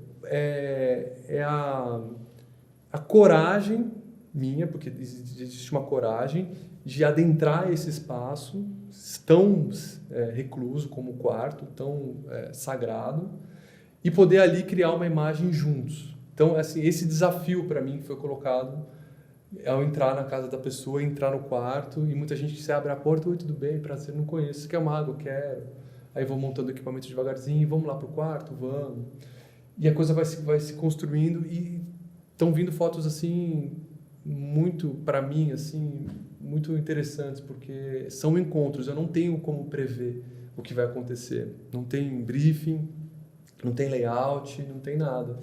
E eu estou conseguindo cada fotos. quarto é diferente. Cada quarto é diferente. Mas meu quarto não é tão legal, não. Mas eu não estou interessado no seu quarto. Eu estou interessado em você no seu lugar ali. Sim. Então as fotos. É colorido ou preto e branco? Poucas PBs, poucas. A maioria das fotos são coloridas. Eu tenho explorado mais a cor, assim. Eu sempre explorei mais a cor. Não sei porquê. Eu gosto do PB, mas os meus trabalhos têm mais cor. A maioria, o pessoal do retrato gosta do PB, né? Eu gosto de PB. Eu faço muita coisa em PB, mas menos. E esse trabalho, se eu não me engano, acho que eu tenho 2 fotos em PB e o resto eu sinto elas mais em cor, assim. Porque eu crio uma atmosfera lá dentro também com a luz. E é muito interessante esse trabalho que eu estou fazendo agora, que esse trabalho, o Reservado, né, que ele é pessoal, que ele só poderia ser feito com a tecnologia que a gente tem agora. É muito louco isso, porque se eu fosse fazer na época do filme ou no início das câmeras digitais, eu não ia conseguir, porque eu uso muito da luz natural. Então, às vezes, eu subo o ISO para 3.000 e tanto. Aí eu tenho o flash de bateria, um Profotinho B10, que é um negócio super pequenininho. Agora com a R5 você pode subir aqui. Então, com a R5 você vai embora, não tem nenhum limite. Não tem ruído. Então eu consigo criar uma imagem. O flash ele é só um... Eu chamo que ele dá só um beijinho, assim, só para dar o desenho, e eu consigo trazer qualquer luz que eu tiver. Então é um trabalho que... a estética desse trabalho ela é muito contemporânea. Eu não sei se ela é contemporânea ao você ver as imagens, mas do jeito que eu produzo elas, não poderia fazer se não tivesse essa tecnologia, né? Ela não tem cara de high-tech, ela tem cara de low-tech mesmo. Sim. Mas não daria, porque eu não teria como fotografar em filme com ISO 3200 ou acima, né? Você ia completar alguma coisa? Eu ia perguntar, você fez isso depois numa exposição, num livro? Eu vejo um livro, uma exposição consequente disso, mas a minha ideia é o livro. Assim, a exposição... é sempre muito legal, mas é sempre muito custosa e muito efêmera. É muito custoso, você reúne as pessoas e tal, mas é um investimento alto para um pouco período curto. Eu vejo mais um livro. O livro ele é mais perene, né? Você tem um livro por mais tempo ali na sua... E as pessoas podem revisitar. E também o livro tem uma coisa que é legal, que é a fotografia impressa, essa coisa do photobook, né, que me interessa muito, que é você fazer uma sequência de imagens e você colocar imagens juntas, ou você colocar a próxima imagem, você construir uma narrativa. Você cria um caminho, né? Você criar um caminho. E esse caminho, assim, ele é muito... Ele acontece muito na hora, ele não existe, não dá para se pensar. Então... Sim. O que eu vou fazendo hoje, eu tenho uma parede no meu estúdio onde toda vez que eu faço um desses ensaios, eu escolho uma ou duas fotos e prego na parede, junto ali. Uhum. Então estão todas lá. Hoje eu devo ter umas 20 e poucas, assim. Eu quero tentar fazer umas 80, imagino.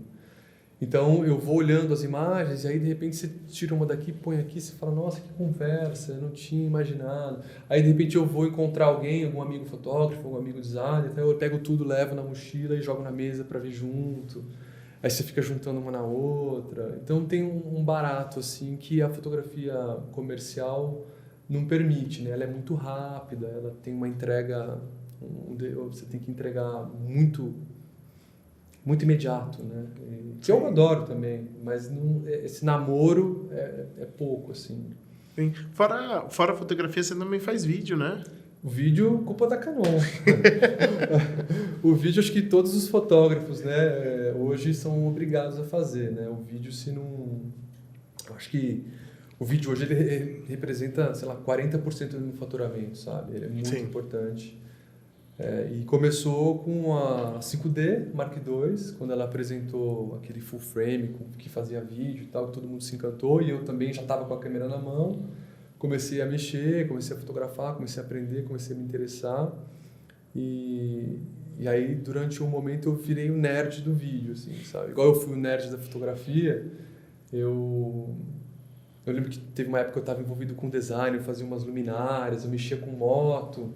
Eu tinha no meu estúdio era meio um estúdio, uma garagem, uma oficina. Aí eu ficava soldando metal, fazendo luminária, fazia moto, reformava a moto, ficava mexendo com... Daí de repente veio o vídeo, eu parei com as motos, parei com a coisa e virei o cara do vídeo. Comecei a aprender, a pesquisar. Aí já tinha o YouTube, aí já era mais fácil, né? Tinha o YouTube, eu tinha o equipamento na mão, eu estava com essa câmera e com um jogo de lentes ali completo. E comecei a estudar, fazer, e a demanda começou a aparecer, meio que natural a demanda. Eu nunca precisei oferecer esse serviço, é meio que assim, você faz vídeo também, né? Sim, já é um pressuposto. Já ficou uma coisa meio... Aí faço vídeo. Aí como eu já fazia fotografia num nível alto, né, de clientes que tinham uma demanda por uma qualidade já bacana, as primeiras coisas que começaram a surgir de vídeo para mim, eu levava um fotógrafo de cinema comigo. Sim. Tinha um amigo, tenho um amigo, fotógrafo de cinema e tal, do Rio, eu falava para ele, cara, vou fazer uma foto e um filme, eu preciso que você monte uma equipe para mim de elétrica e tudo, porque eu não manjava nada. Filmava com ARRI, sabe? Aí eu falava, cara, mas eu... Aí ia na locadora, mexia na câmera, aprendia a mexer e chamava um fotógrafo fodão para ir comigo, para me dar esse suporte. E aí eu comecei a ver que a galera de cinema tem, sua equipe para tudo. Você tem a parte de elétrica, de gripe, os caras montam tudo. Eu tô acostumado a ir fazer o negócio da luz ali, os caras, não, o que você precisa? Monta tudo e tal. Eu falei, pô, esse mundo, esse universo é diferente, né? Sim. Então eu chamava os melhores editores. Então muitos dos trabalhos eu não ganhava nada. Eu pagava para trabalhar. Eu ganhava no estilo só. Então eu pegava um job que tinha que ser, por exemplo, uma campanha publicitária que ia ter um ator global falando de um produto e depois tinha que ter as fotos dele para acompanhar. Eu tinha um orçamento lá de vídeo e foto, orçamento de vídeo gigante, e o de fotos... Mas de vídeo é só para os profissionais. Eu pagava a galera. Eu pegava o meu cachê, por exemplo, eu tinha o cachê de direção e fotografia, e aí eu tinha o cachê de equipamento, tal. Isso ia para o equipamento. E aí eu pegava esse cachê e pagava a galera, ficava sem nada, assim, do cachê. Por quê? Porque aí eu poderia estar fazendo uma coisa de alto nível, profissionais com a galera foda, aprender Sim. e usar isso pro aí. Daqui a pouco eu já aprendi tudo, não tudo que a gente nunca aprende tudo, mas eu já aprendi o bastante para não precisar chamar mais. E eu nunca editei também, eu sempre trabalhei com os melhores editores que eu pude encontrar. Assim, então... Mas fora esses de publicidade e tudo mais, e de moda, ou enfim, você também fez coisas que não tem a ver com o trabalho, né? Você fez um documentário? Eu fiz várias coisas que não tem a ver com o trabalho, mas sim foi o trabalho que me levou. Na verdade, eu não tenho um trabalho de vídeo que seja 100% autoral hoje, como eu tenho na fotografia. A fotografia, ela é, de fato, a minha paixão, assim. Aquele da Ocupação 9 de Julho foi um trabalho? Aquele trabalho foi para National Geographic. Eu fui diretor de fotografia. Legal. Foi Então aí começou a pintar coisas assim. Né? Eu fiz um documentário sobre imigração na Venezuela. Os caras que vinham atravessar, então eu atravessei com os venezuelanos do jeito que eles vinham a pé, atravessando a fronteira, andando pelo Brasil de bicicleta para poder... Então assim, através do filme eu também fui conhecer coisas que jamais na fotografia eu conheceria e foi muito rico para mim. Como diretor de fotografia. Sim. Então eu tinha um câmera 2 e um assistente de câmera. Que é um cara que até hoje está comigo, assim, eu conheci lá e ele já é fotógrafo e eu chamo ele para trabalhar comigo, fazer assistência de coisa e tal. Mas os vídeos eles entraram muito também nas viagens, porque essa história de eu ter ficado uma época viajando muito, aí quando eu voltei para São Paulo, em 2009, de Nova York para São Paulo, eu tinha muita coisa de viagem, então eu fiz um livro de fotos de lugares, essa galera, essa coisa, e fiz um livro meio que aquele que se você mesmo imprime, vem poucas edições, sabe? Sim. Não sei como é que chama isso, você imprimia os livros lá, imprimia 50 livros e mandava para todos os diretores de arte distribuir nos lugares, imprimia mais um, dava e tal. Ia nas reuniões, eu deixava o livro. E eu comecei a ser chamado para fazer fotografia de viagem, que era uma coisa que nunca estava na minha pauta. Então eu comecei a ser chamado primeiro pelas revistas de bordo das companhias aéreas para viajar o mundo fazendo... Foto de viagem. Então era bacana. Isso é uma coisa que eu ainda faço hoje, assim, mas com a pandemia secou e agora está voltando. Mas era muito legal, porque assim, eu estava ali no estúdio fazendo coisa, de repente me ligava, alguém falou assim, tudo bem, você topa ir para a Croácia dia 15? Eu falava, puta, dia 15, tô fudendo. Posso, claro, não, com certeza. Eu vou dar uma olhadinha aqui na minha agenda, mas posso sim e tal. Aí eles ligavam assim, falavam, eu vou pra Croácia agora, tem aquela foto ali, não sei o que, não, vamos dar um jeito, porque eu não ia perder, né? E eu fiz várias, viajei por várias partes do mundo, assim, a trabalho só que só fazendo foto. Nessas fotos de paisagem? De viagem, por exemplo. Eu fui fazer, por exemplo, das coisas mais diversas, eu fui fazer esses convites, o Daniel Nunes, que é um grande jornalista de viagem aqui do Brasil, eu trabalhava na revista Datan na época, ele me ligou, você quer fazer uma matéria sobre futebol e bandas de rock na Inglaterra? Eu falei, deixa eu pensar um pouquinho. Quando então tá, então vai. aí passagem, tudo, né? Óbvio, você não gasta nada. Ganha-se muito pouco, mas você tem a experiência. Então eu tinha que ir em jogo de futebol, tinha que ir lá comprar o ticket, dar um jeito, entrar em jogo, para fotografar jogo. Aí eu entrava nos estádios, aí para depois ir ver as bandas de rock fotografando. Então era assim, era muito incrível. O dinheiro pouco, quase não valia a pena, porque assim, eu tinha um estúdio rolando em São Paulo. Valia mais a pena ficar. Ficava uma semana lá fazendo coisa. Não pagava o que pagava aqui, tendo funcionário, secretário, assistente e tal. Era uma coisa que não valia muito a pena. Mas não tinha como negar, né? Então eu construí um portfólio de viagem muito grande. Porque eu viajava também. Eu passava todo... nessa época... já faz um tempinho que eu não faço isso. Mas eu saía de São Paulo no dia 20 de dezembro e voltava dia 5, 6 de fevereiro. Eu ia para a China e ficava lá 45 dias.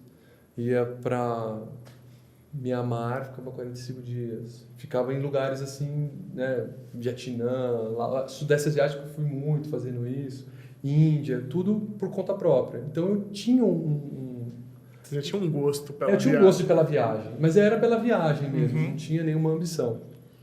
E quando chegou, acho que foi em 2018 ou 2017, um grande amigo que é da área de turismo me chamou para abrir uma empresa para fazer conteúdo de viagem para os escritórios de turismo internacionais para o público brasileiro.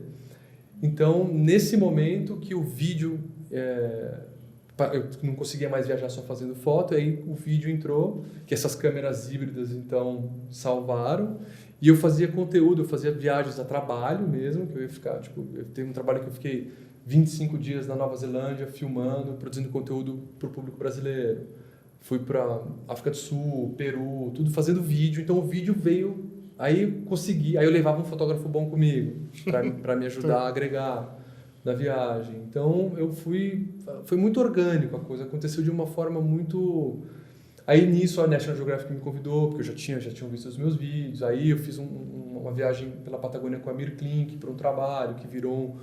Então as coisas começaram a ficar grandes e legais, assim. Grandes não muito na grana, algumas sim, outras não. Mas o vídeo ele entrou com peso. E quando a publicidade de fato passou a usar vídeo quase que 50-50 ou até mais, eu já estava já sabia tudo. Já era fotógrafo, diretor. Sim. Eu só nunca editei. Uhum. Eu sempre contratei editores. Porque essa coisa do editar, igual muito do laboratório... Nunca me encantou a coisa do quarto escuro, né? Sim. A coisa de ficar no quarto escuro, eu nunca consegui me adaptar a isso. Então, e foi bom, porque eu pego caras que são bem melhores do que eu, né? Esse que você falou que foi acompanhar tanto a ocupação de 9 de julho quanto os imigrantes venezuelanos, né? Isso. Dá para fazer um paralelo, porque... Querendo ou não, retrato é você transformar a história da pessoa, né? É você pegar uma da pessoa ali, a história, e transformar num retrato ou num vídeo, né? Só que qual que é a dificuldade de você pensar um retrato parado para contar uma história e em movimento? Porque o vídeo ali, você tem um movimento... É diferente. É muito diferente. São duas linguagens distintas. E... As duas talvez queiram chegar no mesmo destino. Sim. Querem contar uma história através de uma imagem. Sim. A diferença uma delas que eu posso lembrar agora, é que na fotografia você vai contar por alguns frames, né? Um ou alguns, dependendo de como você vai montar o seu trabalho, mas ela é muito solitária, você está muito sozinho, você é autossuficiente muitas vezes. Você com uma câmera e uma lente, você conta a sua história fotográfica em qualquer parte do mundo. O vídeo, o audiovisual, ele depende de uma equipe, você tem que ter um pouco mais de pré-produção, e você tem o áudio, que você não tem. Você tem o movimento e o áudio. Então, é uma outra forma de contar a história, que muita gente faz de forma autossuficiente também, que consegue colocar um microfone ali, faz tudo sozinho e tal. Mas são linguagens distintas. Eu continuo aprendendo ainda essa outra linguagem. O que facilitou para mim é que a fotografia eu consegui traduzir. Então, eu fotografo olhando ali no vídeo ainda, como se eu tivesse... Então, ela tem movimento, ela tem características de vídeo, mas eu consegui traduzir. Então, eu consigo entregar uma fotografia bonita dentro do meu vídeo. E o resto eu tive que aprender, né? Roteiro. Uma coisa que é muito complicada para mim ainda é trabalhar com diretores, porque muitos desses trabalhos que eu fiz de viagens, né? Eu fui meio que fotógrafo diretor. E nos trabalhos de publicidade, às vezes eu sou só o fotógrafo. Às vezes, por exemplo, nesse trabalho da National Geographic, eu era só fotógrafo, o diretor de fotografia. E eu ver uma pessoa ali na frente, eu tô vendo a história, eu não falar, eu não dar o acting, eu não tocar a coisa que é o que eu faço no still, né, na fotografia do still, é uma agonia. Eu já tomei bronca de diretor, tive que pedir desculpa, sabe? Falar, cara, desculpa, eu não consigo, sabe? Cortou, sabe? Eu falo, não, mas isso não sou eu que falo, isso essa coisa, a fotografia você tem um diretor domínio total. Pra você. Então, eu tenho essa dificuldade ainda dentro do audiovisual de ser só o fotógrafo e não ser o diretor. Porque na fotografia de estilo a gente dirige, o fotógrafo dirige muito, você toca todo mundo, você manda, né? Você fala, essa maquiagem aqui tem um brilhinho aqui, você pode esfumaçar um pouquinho para mim? Puta, acho que esse look não ficou legal. Quando você é o diretor de fotografia... Não é você que cuida aí dos detalhes. Eu fico ali... Às vezes escapa uma coisa, eu dou a tossida, sabe? Vou falar, pra fingir que não sou eu. Eu falo, não posso e tal. Mas essa transição, para mim, ela foi natural, assim.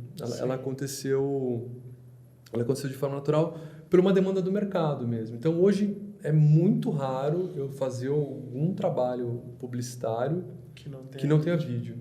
É muito raro. O vídeo tomou conta do mercado. Ou muitas vezes também eu faço trabalhos publicitários em que eu sou apenas o fotógrafo de estilo. Tá rolando lá a história, os caras estão filmando e eu entro para fotografar no horário determinado pro estilo, sabe? Os caras falam, corta, agora você tem 15 minutos, você fica 4 horas esperando. Aí você vira é muito louco, porque aí você vira o que menos manda ali, né? Os caras estão gravando e tal. E eu estou acostumado a tocar o estúdio, a fazer as coisas, né? A ser o diretor.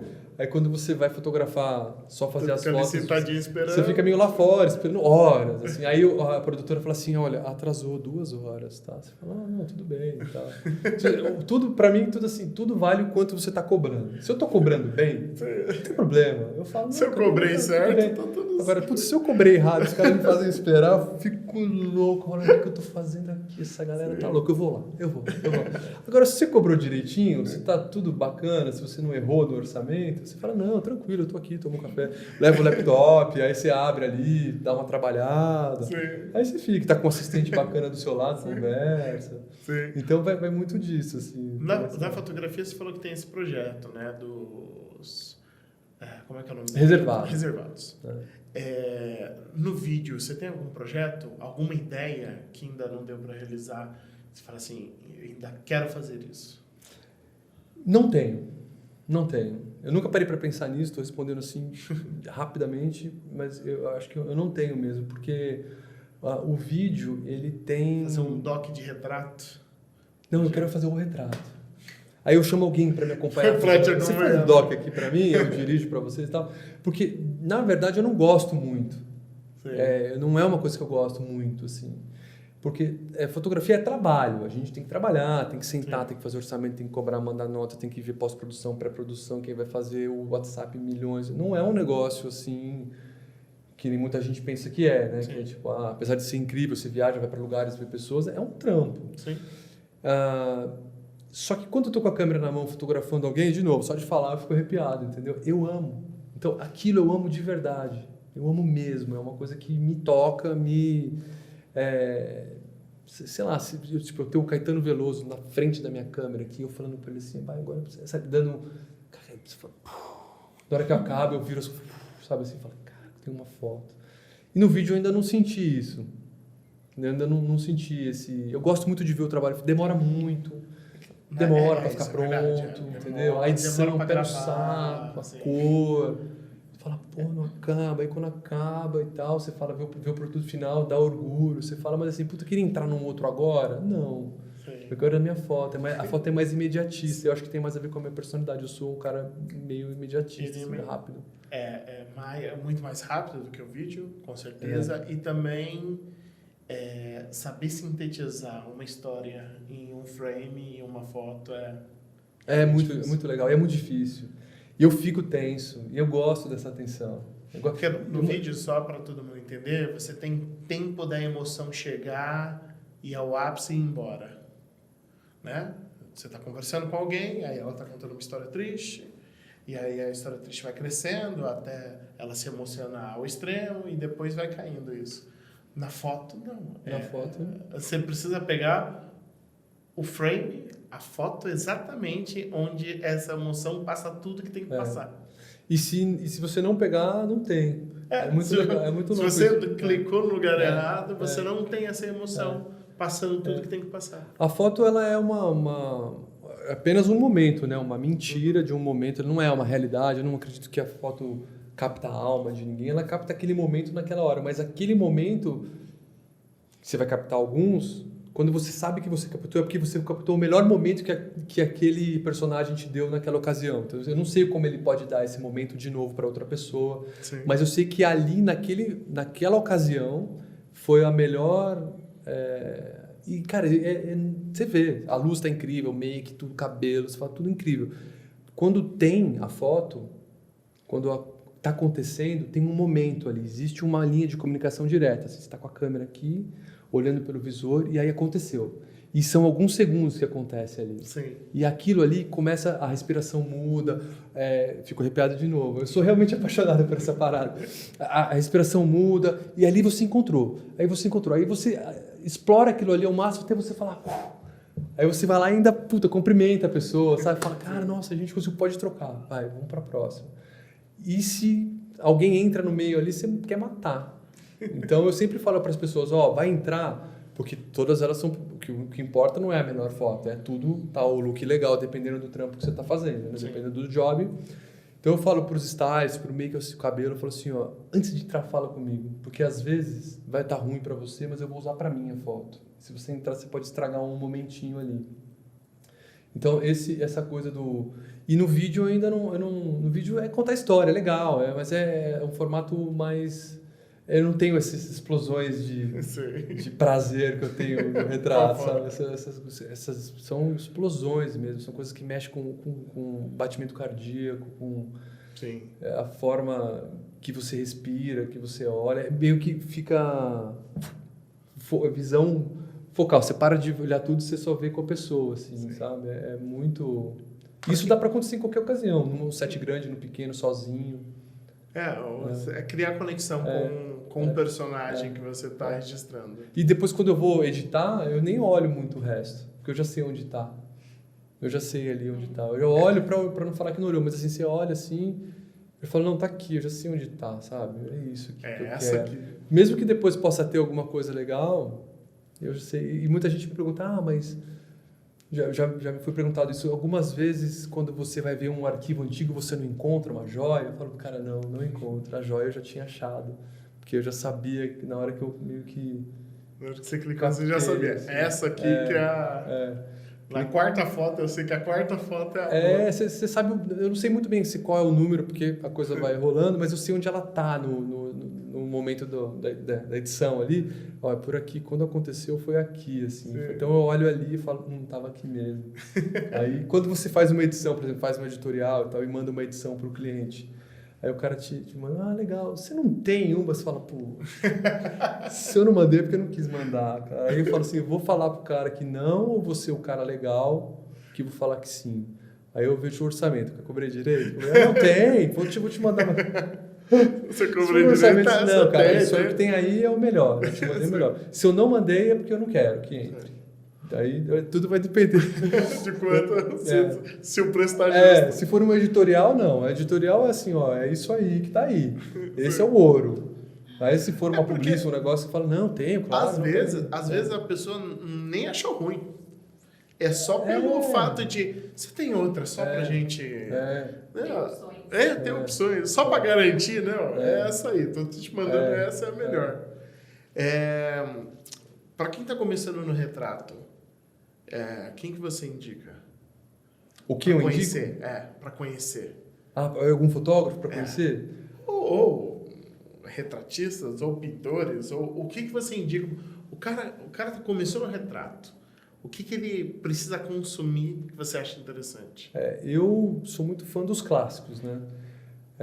Tem muita gente muito boa que a gente pode ver hoje aí, mas assim, eu gosto de começar pelo começo. Então, Caravaggio, Rembrandt, para mim, são fontes de inspiração infinitas. Pintores. Porque eles têm luz, eles têm composição, eles têm forma. E aí, quando você está começando a fotografar, eu me lembro que eu olhava ali, você não saca muito nada, né? Você não está entendendo, você vai experimentando e tal. Então, esses pintores, eles recortam as cenas mesmo, eles criam momentos, eles iluminam, tem muita luz. Então, eu gosto muito disso. Só para ficar claro, para quem está aí não entende muito bem, fotografia inventou poucas coisas, tá, gente? A pintura tem muito mais tempo de pintura no mundo do que de fotografia. Então, claramente, ela explorou muito mais coisas do que a fotografia. Então, esquema de iluminação, os pintores dominaram, cara. Nossa. É absurdo. Muita coisa da fotografia é exatamente o que os pintores faziam em algum momento, em alguma era, em algum momento da história. Enquadramentos, poses. A pintura, ela teve muito mais tempo de trazer essas inspirações pra gente. Então, ver os pintores... É fundamental. E tem uma coisa dos pintores que eu acho que é fantástico, que eles escolhem. Porque o pintor só põe na tela o que ele quer. A fotografia capta o que está na frente. Sim. O pintor, ele escolhe. Ele põe preto onde ele quer. Então, você vê, por exemplo, Caravaggio, né? Tem muito preto, tem muito negativo ali, coisas que você não vê nada. Por quê? Porque ele quis, não é porque ele vai lá e pinta. Então, ficou subexposto, né? Não é porque ele errou. Ele colocou a luz onde ele queria. Então, isso para a gente, né, retratista, então, a maneira que ele acentua as curvas da pele, né, as curvas do rosto, do corpo. Então, o legal de você ver os pintores, eu acho que é isso. Olha, o cara escolheu. Porque na fotografia a gente tem que escolher também. A gente não pode sair ao léu, ao torto. No começo você vai fazer porque você não sabe nada. Mas a partir do momento que você está com uma câmera na mão e você já passou da fase ISO, obturador, diafragma, você vai escolher. Você vai escolher e basicamente a fotografia é o ato de eliminar. O que você vai tirar? Você tem um frame ali, um retângulo. O que você vai incluir e o que você vai tirar. O que está fora vale mais do que está dentro, porque você escolheu tirar. Então, o pintor, ele escolhe, ele tem a tela, ele põe o que ele quiser. Ele pode fazer naquela tela ali um landscape ou um portrait. E ele escolhe a luz, onde vai bater, onde não vai. Então, eu acho que essa é a lição da pintura para mim. Além da luz, mas a escolha. O cara escolheu, ele quis. E na fotografia a gente tem que escolher. A gente tem que olhar e saber o que vai entrar, o que não vai. E a luz você tem que escolher também. Por isso que eu gosto muito de flash. E quando eu não estou com flash, eu estou sempre com muito pano, tapadeira. Para escolher. Eu falo, não é porque essa luz está ali que eu vou usar, eu vou apagar, eu vou colocar um pano preto, ou eu vou pegar um rebatedor. Então eu uso muito coisa barata também, assim, eu uso muito isopor. Então eu levo num saio assim, para uma foto sem placas de isopor. Pô, mas isopor porque o isopor reflete legal.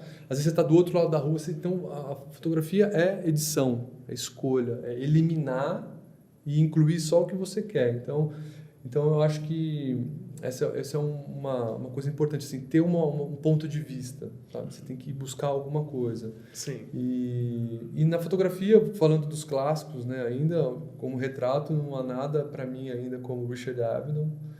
Eu ainda sou apaixonado por ele. E Irving Penn, são os caras que inventaram esse portrait moderno, né, essa fotografia moderna. E todo mundo que vem depois tem muita gente legal também, vale tudo. A gente tem que se alimentar, ver coisas, se construir, se desconstruir. E acho que o mais importante é experimentar, é fotografar. Né? Por isso que o trabalho pessoal é tão importante. Porque você não precisa... Eu demorei para descobrir isso, sabia? Eu demorei. Pessoal. Eu fiquei muito tempo sendo o profissional da coisa, né? Tendo que saber a técnica, fazer, entregar o negócio lindo. Aí, de repente, É que o pessoal, você tem só a sua cobrança mesmo. Aí, quando você faz o trabalho pessoal, e sempre, assim, o que me reforçou essa coisa do trabalho pessoal, que eu indico para todo mundo, a pandemia. Sim. A pandemia aconteceu uma coisa aconteceu uma coisa muito forte comigo, que foi assim, acabou o mundo, porque eu fiquei 100 dias sem receber uma ligação, e um e-mail, um WhatsApp, nada, acabou. Então, assim, fotografia não existe mais, ninguém vai mais me ligar, eu vou ter que fazer o quê? Vou ter que plantar, vou ter que arrumar um lugar que tenha água, porque o mundo vai acabar. Se eu sobreviver, eu tenho que comer. Então, esse foi o mindset, né? Então, a fotografia acabou para mim. Então, eu parei de fotografar, abandonei a câmera e aí comecei a ficar mal. Comecei a ficar deprê. Minha mulher falou, porra, você tá deprê, você tá chato, você tá irritado. Pô, não sei o que acontece. Tal. Aí eu comecei a...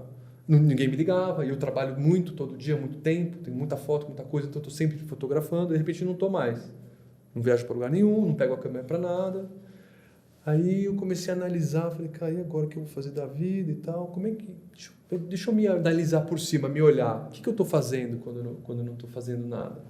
Estou vendo livro de fotografia, estou vendo YouTube de fotografia, eu estou consumindo fotografia. Eu falei, cara, é fotografia que eu amo, eu vou fazer isso de qualquer jeito. Não precisa ninguém mandar eu fazer. Eu vou fazer, eu tenho tudo. Aí eu voltei com tudo, fazendo os trabalhos pessoais. Voltei com uma potência. Sim. E, obviamente o mercado depois abriu, a coisa voltou até mais rápido do que estava, porque represou, né? Foram meses de represamento de trabalho e a galera voltou com muita demanda. Mas é interessante. Mas o trabalho pessoal, ele... O trabalho pessoal você pode usar e às vezes você usa para depois utilizar num trabalho. Exatamente. Um trabalho remunerado, um trabalho que você é contratado. É de autoconhecimento, para você saber também o que é que você gosta, o que é que você olha. Sim. Quais são os temas que te interessam. Então, acho que sim, além de consumir fotografia, que é uma coisa que é importante, né? A gente citou aqui alguns nomes, é produzir fotografia. Então, assim, não, mas eu não tenho... Você tem uma câmera? Tem uma padaria do seu lado? O padeiro. Pô, vai pesquisar o padeiro, que hora que esse cara acorda, vai lá ver como é que é a luz da padaria dele, que hora que ele tira o pão. Então, se você gosta... Quantas pessoas tem na sua família? Quantas pessoas tem Faz o retrato de todas as pessoas da sua família. Né? Vai de primo, tia, avó, avô, vai pegando, vai vizinho. E esses são os trabalhos mais incríveis que a gente tem por aí nos livros. O cara fotografou no quintal, né? Sim. Eu tenho, por exemplo, tem um livro que é o Luzes da Cidade, do Cristiano Mascaro, que é um clássico livro da fotografia brasileira. E ele fotografou em São Paulo, ele fotografou em esquinas que a gente passa todo dia, mas as escolhas dele ali, de recortes, né, de exclusões, essas coisas que ele deixou de fora, você olha e você fala, meu Deus, isso aqui é na esquina de casa, cara. Uma coisa fantástica, uma imagem maravilhosa. Então a fotografia, ela tá aqui, ó, na ponta do nariz, né? Você só tem que... Não dá para esperar. Então, isso foi para mim uma lição da pandemia. Eu falei, cara, é isso que me move. Sim. Puta, que pena que não me move alguma coisa melhor para o planeta, né? Salvar o mundo. Apesar de eu fazer o meu pouquinho, o que me move é isso, é a fotografia. É a minha paixão. Sim. Então, por que não ficar nela mesmo de cabeça? Aí, né? Victor, você também tem curso, né? Para a gente finalizar? Sim. Na verdade, eu faço alguns workshops eventuais ao longo do ano que não tem data e não tem uma agenda. Eu devo fazer um agora em julho, estou querendo fazer, então eu vou colocar... Conhecer mais, é só? Tem o Instagram, que é o Victor Afaro, e o site victorafaro.com. Afaro com 2 Fs? Com 2 Fs de faca.